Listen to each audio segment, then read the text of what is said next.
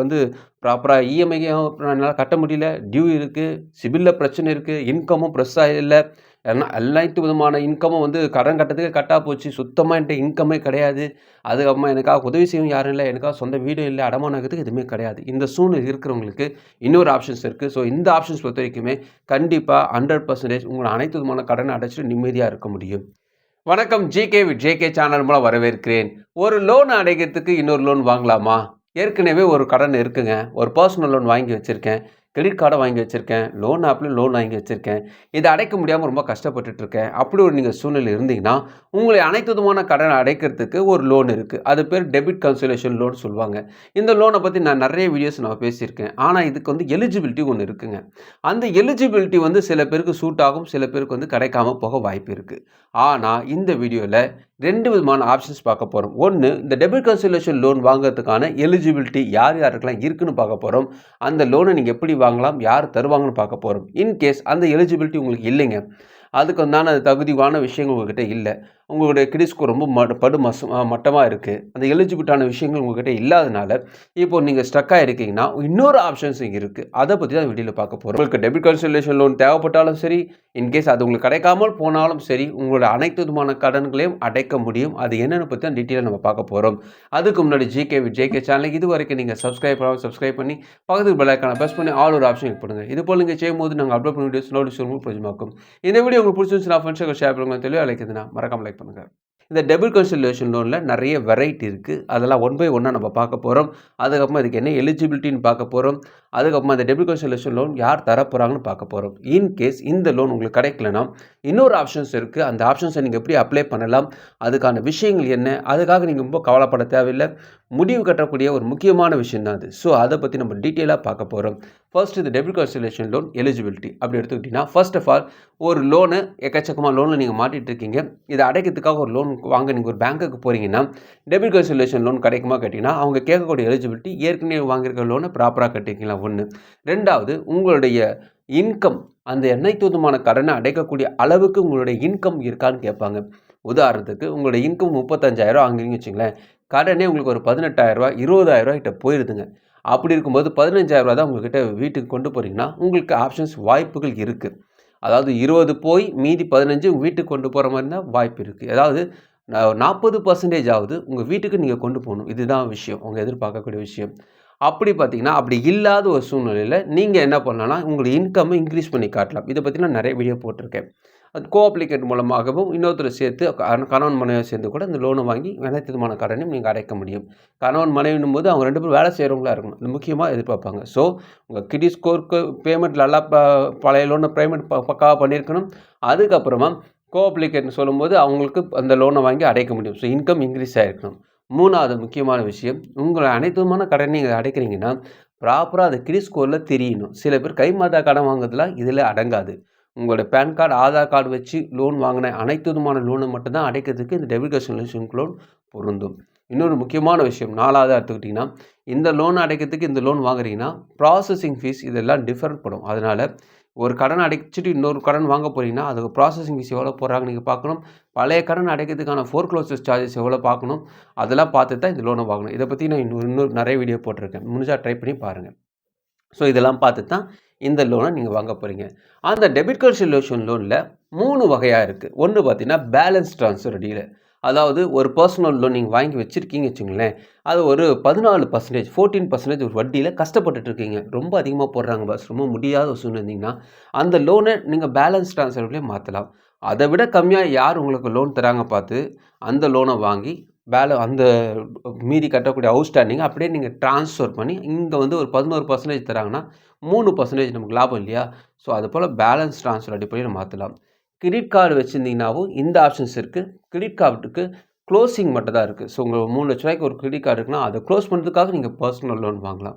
Balance transfer அடிப்படையில வாங்கும்போது ஒரு லாபம் இருக்கு. என்னன்னு பார்த்தீங்கன்னா, உங்களுடைய பழைய கடன குறைஞ்ச வட்டிக்கு மாத்துறது மட்டும் கிடையாது. எக்ஸ்ட்ரா பணம் தேவைப்பட்டாலும், நீங்க வந்து உங்களுடைய இன்கம் நல்லா பக்காவா காட்டிட்டீங்கன்னா, உங்களுக்கு எக்ஸ்ட்ரா ஒரு 2,00,000 3,00,000 கிடைச்சுச்சுன்னா கூட, இந்த பேலன்ஸ் ட்ரான்ஸ்ஃபர் அடிப்படையில கிடைக்கக்கூடிய எக்ஸ்ட்ரா பணத்த வச்சு இருக்கிற கிரெடிட் கார்டையும் க்ளோஸ் பண்ண முடியும்.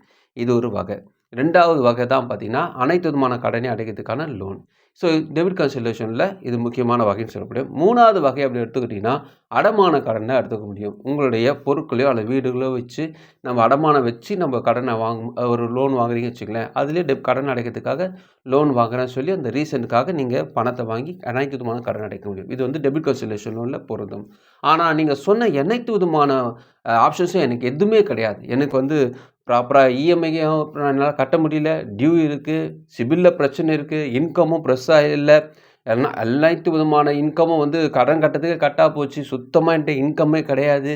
அதுக்கப்புறமா எனக்காக உதவி செய்யவும் யாரும் இல்லை, எனக்காக சொந்த வீடும் இல்லை, அடமானம் வைக்கிறதுக்கு எதுவுமே கிடையாது. இந்த சூழ்நிலை இருக்கிறவங்களுக்கு இன்னொரு ஆப்ஷன்ஸ் இருக்குது. ஸோ இந்த ஆப்ஷன்ஸ் பொறுத்த வரைக்குமே கண்டிப்பாக 100% உங்களோட அனைத்து விதமான கடனை அடைச்சிட்டு நிம்மதியாக இருக்க முடியும். ஆனால் இதில் சில நிபந்தனைகள் இருக்குது. அதை பற்றி நம்ம பார்க்கலாம். இது என்னென்னு பார்த்தீங்கன்னா செட்டில்மெண்ட். செட்டில்மெண்ட் அப்படி சொல்லும்போது அது முடிவு கட்டக்கூடிய ஒரு விஷயம். இது என்னங்க செட்டில்மெண்ட் கட்டிங்கன்னா, ஒரு பர்சனல் லோன் நீங்கள் வாங்குறீங்க, ப்ராப்பராக உங்களால் கட்ட முடியல, ஒரு 3 மாதம் உங்களால் ப்ராப்பராக கட்ட முடியாத பட்சத்தில் நீங்கள் செட்டில்மெண்ட்டோ அல்லது 6 மாதம் கட்ட முடியலன்னு வச்சிங்களேன், அதுக்கு நீங்கள் செட்டில்மெண்ட்டை அணுக முடியும். வீட்டில் வந்து உங்களை தொந்தரவு பண்ணிகிட்டே இருக்கிறாங்க, எப்போயா பணத்தை கட்டுவேன், எப்போயா பணத்தை கட்டுவேன், எப்போயா பணத்தை கட்டுவேன் நோண்டிகிட்டே இருக்கிறாங்கன்னு போது அந்த லோனுக்கு நீங்கள் வந்து செட்டில்மெண்ட் போட முடியும். இது என்ன ஒரு விஷயம்னா, செட்டில்மெண்ட்டுக்கு நீங்கள் போகும்பொழுது நீங்கள் ப்ராப்பராக கட்ட முடியாத ஒரு சூழ்நிலை இருக்கிற அதாவது 3 வருஷம் ஒரு லோன் எடுத்திருக்கீங்க, உங்களால் 2 வருஷம் கட்ட முடிஞ்சிச்சு, அடுத்த 1 வருஷம் கட்ட முடியாத சூழ்நிலை இருக்கும்போது இந்த செட்டில்மெண்ட்டு எடுத்துப்பாங்க. ஸோ இந்த செட்டில்மெண்ட்டு வெறும் லோனுக்கு மட்டும் கிடையாது, கிரெடிட் கார்டுக்கும் அதே தான். 3 வருஷம் அதாவது கிரெடிட் கார்டு 4 வச்சுருக்கீங்கன்னு வச்சுங்களேன், என்னால் கட்ட முடியலைங்க, ரொம்ப நாளாக யூஸ் பண்ணிட்டுருக்கேன், இஎம்ஐ பேமெண்ட்லாம் கட்ட முடியாத பட்சத்தில் இந்த செட்டில்மெண்ட்டுக்காக இந்த கிரெடிட் கார்டை நான் அணுக முடியும். ஒவ்வொரு கிரெடிட் கார்டுக்கும் தனித்தனியாக தான் நீங்கள் செட்டில்மெண்ட் போடணும், மொத்தமாக போட முடியாது. ஏன்னா வெவ்வேறு கம்பெனி இருந்துச்சுன்னா வெவ்வேறுத்துக்கும் நீங்கள் போட்டு தான் ஆகணும். ஸோ இது வந்து செட்டில்மெண்ட்டில் ஆகும். இந்த செட்டில்மெண்ட் எப்படி ப்ராசஸ் பண்ணுறாங்க அப்படி பார்த்தீங்கன்னா, ஒரு 5 லட்ச ரூபா லோன் வாங்கியிருக்கீங்க, நீங்கள் வட்டி மட்டுமே கிட்டத்தட்ட ஒரு 3 லட்ச ரூபாய்கிட்ட கட்டியிருக்கீங்க, அசல் ஒரு 1 லட்ச ரூபா தான் கட்டியிருக்கீங்க, அவங்க இன்னும் ஒரு 4 லட்ச ரூபா கட்ட சொல்கிறாங்க அப்படி சொல்லும்போது இது செட்டில்மெண்ட்டை கணக்கில் கொண்டு வருவாங்க. நீங்கள் ஏற்கனவே கட்டின வட்டி, அதுக்கப்புறமா பார்த்தீங்கன்னா அவங்க போடக்கூடிய பெனால்ட்டி எல்லாமே கால்குலேஷன் பண்ணி ஒரு ரவுண்டுக்குள்ள கொண்டு வந்துட்டு, இந்த வட்டி பெனால்ட்டிலாம் மைனஸ் பண்ணிட்டு உங்களுடைய அசலுக்கு என்ன விஷயமோ அது மட்டும் கட்டுற மாதிரி ஒரு ஆப்ஷன்ஸ் கொண்டு வந்து மினிமம் இவ்வளோ கட்டுங்க சொல்லி செட்டில்மெண்ட் பண்ணுவாங்க. ஸோ அப்படி பண்ணும்பொழுது பேங்கர் சைடில் அவங்க வந்து அதை வந்து ஆர்பிஐக்கு கொண்டு போகணும். ஸோ ஒருத்தருக்கு நான் செட்டில்மெண்ட் போடுறேன்னா, என்னோட வாடிக்கையாளர் ஒருத்தர் வந்து செட்டில்மெண்ட் கேட்குறாரு, அவருக்கு இந்த பிரச்சனை இருக்குன்ட்டு வந்து ஆர்பிஐக்கு அவங்க இன்ஃபர்மேஷன் கொடுத்துட்டு தான் அந்த செட்டில்மெண்ட் செய்ய முடியும். ஏன்னா எந்த பேங்க்கும் தன்னுடைய முடிவை தானாக எடுக்க முடியாது, ஆர்பிஐயோட கண்ட்ரோலில் இருக்கிறதுனால அதுதான் எடுக்க முடியும்.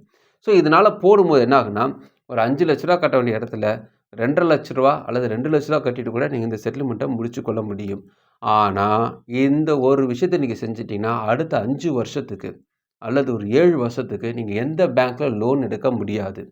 ஸோ ஆர்பிஐயில் லாக் பண்ணுறாங்க, இங்கே லாக் பண்ணுறாங்க, இவரோட செட்டில்மெண்ட் போட்டிருக்காருன்ட்டு. ஸோ அதனால் செட்டில்மெண்ட்டுன்றது வந்து ஒரு ஃபைனல் டிசிஷனாக நீங்கள் எடுத்துக்கணும். கிரெடிட் கார்டுக்கும் அதே நிலமை தான். ஒரு கிரெடிட் கார்டுக்கு செட்டில்மெண்ட் போட்டிங்கன்னா அதுக்கப்புறம் வாழ்நாளில் நீங்கள் எப்போவுமே கிரெடிட் கார்டு வாங்க முடியாது. ஸோ அதனால் செட்டில்மெண்ட்டுன்றது முடிவு கட்டிட்டேங்க, இதுக்கப்புறமா கிடையாது, எனக்கு ஒரு 40 வயசு ஆயிடுச்சு, இதுக்கு மேலே நான் 20 வருஷம் ஒரு 60 வருஷம்லாம் லோனை கட்டிகிட்டு இருக்க முடியாது, செட்டில்மெண்ட்டு போட்டு நிம்மதியாக இருக்கிறத கஷ்டப்பட்டு சாப்பிட்டு வச்சு பார்த்துக்கிறேன் அப்படி ஒரு சூழ்நிலை இருந்தீங்கன்னா செட்டில்மெண்ட் போடுங்க. ஆனால் என் பொண்ணுக்கு ஒரு கல்யாணம் இருக்குது, அவளுக்கு ஒரு எஜுகேஷன் லோன்லாம் ஃப்யூச்சரில் கட்ட வேண்டியது இருக்குது, அம்மா வீடு ஒன்று கட்ட வேண்டியது இருக்குது, இதுக்கெல்லாம் சரி எனக்கு லோன் தேவைப்படுது அப்படி சூழ்நிலை வரும்போது செட்டில்மெண்ட்டு வந்து சரியான விஷயமா இருக்காது. ஏன்னா அப்போ உங்களுக்கு லோன் தடைப்படும். ஸோ அதனால் செட்டில்மெண்ட் ஒரு ஃபைனல் டெசிஷனாக எடுத்துங்க. ஆனால் என்ன ஒரு ப்ளஸ்ன்னு பார்த்தீங்கன்னா, குடைச்சல்லேருந்து நிம்மதியாக எல்லாத்தையும் ஒழிச்சு கட்டிட்டு நிம்மதியாக இருக்க முடியும். ஸோ அது வந்து பார்த்திங்கன்னா செட்டில்மெண்ட்டில் நடக்கும். ஆனால் செட்டில்மெண்ட்டில் இந்த விஷயமும் இருக்குது. கொஞ்சம் டீப்பாக திங்க் பண்ணிட்ட பிறகு நீங்கள் எடுங்க. செட்டில்மெண்ட்டை பற்றியும் ஒரு வீடியோ போட்டிருக்கேன். ஸோ செட்டில்மெண்ட்டுக்கு என்னென்ன விதமான சார்ஜஸ்லாம் போடுவாங்க, அது எப்படி கால்குலேட் பண்ணுவாங்க, தனித்தனியாக இருக்குது. ஸோ உங்களுக்கு தேவைப்படுச்சும் அதை ட்ரை பண்ணி பாருங்கள். இந்த வீடியோ பொறுத்த வரைக்குமே உங்கள் அனைத்து விதமான கடனை வந்து 2 வகையில் நீங்கள் அடைக்க முடியும். ஒன்று டெபிட் கன்சல்டேஷன் லோன், அந்த லோனை வாங்கி எல்லாத்தையும் அடைக்கலாம். 2வது பார்த்தீங்கன்னா அதை அடைக்க முடியாத சூழ்நிலை, அதாவது டெபிட் கன்சல்டேஷன் லோன் கிடைக்கலைங்க, அதுக்கு எலிஜிபிலிட்டி எனக்கு இல்லாத பட்சத்தில் நீங்கள் வந்து செட்டில்மெண்ட் போடலாம். ஸோ இது 2 செட்டில்மெண்ட்டை பொறுத்த வரைக்குமே டோட்டல் காலி, எல்லாமே காலி பண்ணிட்டு நிம்மதியாக இருந்துட்டு வாழ்க்கையில் நீங்கள் உழைச்சி முன்னேறுத்து கை காசு வச்சு உழைப்பு நடத்திக்க வேண்டியது தான். அதான் வந்து செட்டில்மெண்ட்டு. ஸோ இது 2 விதமான ஆப்ஷன்ஸ் இருக்குது. இதில் எது நீங்கள் தேர்ந்தெடுக்க போகிறீங்க பிளான் பண்ணி யோசித்து முடிவெடுங்க. இந்த வீடியோ உங்களுக்கு பிரோஜனமாக நினைக்கிறேன். உங்கள் ஃப்ரெண்ட்ஸுக்கு ஷேர் பண்ணுங்க, உங்களுக்கு பிரோஜனமாக மறுபடியும் பார்க்கலாம். வணக்கம்.